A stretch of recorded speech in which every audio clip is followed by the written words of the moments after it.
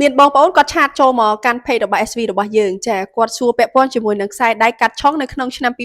2026ចាអញ្ចឹងពី SV របស់យើងគឺមានជាប្រភេទខ្សែដៃដែលជាមិត្តសម្លាញ់ចាគឺជួយបងប្អូនទាំងអស់គ្នាផ្នែកលុយកាក់ផ្លូវចិត្តផ្លូវអារម្មណ៍ប្រាជ្ញាសុខភាពចាអញ្ចឹងចង់សួរថាអ្នកខ្លះគាត់ថា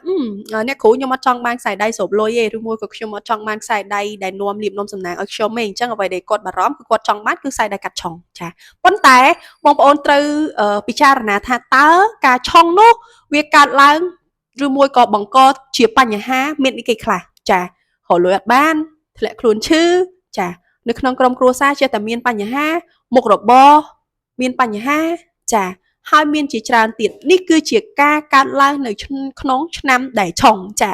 ដូច្នេះហើយពី SV របស់យើងមានជាប្រភេទដែលជាខ្សែដៃមិត្តសម្លាញ់បងប្អូនដែលឆុងឆ្នាំក៏ប្រើបានមិនឆុងឆ្នាំក៏ប្រើបានចាអ្នកដែលឆុងឆ្នាំគ្រោះឧបសគ្គបញ្ហាដែលកើតឡើងដោយសារការឆុងនោះនឹងប្រែคล้ายជាលៀបសំណាងឧបសគ្គប្រែជាឱកាសឲ្យបងប្អូនទាំងអស់គ្នាវិញចាមិនត្រឹមតែប៉ុណ្្នឹងទេបងប្អូនដែលគាត់មិនមានការឆុងក៏ដោយចាកិច្ចការដែលគាត់កកស្ទះលុយដែលគាត់មើលទៅថានឹងបានហើយតែដូចជាមិនបានវិញចាកូនមិនស្ដាប់បង្គាប់ចាសុខភាពឈឺរហូតចាដូចជា stress គេងមិនលក់ខ្វល់ខ្វាយច្រើនមិនមានរឿងអីក៏ដោយក៏គាត់ខ្វល់ខ្វាយដែរ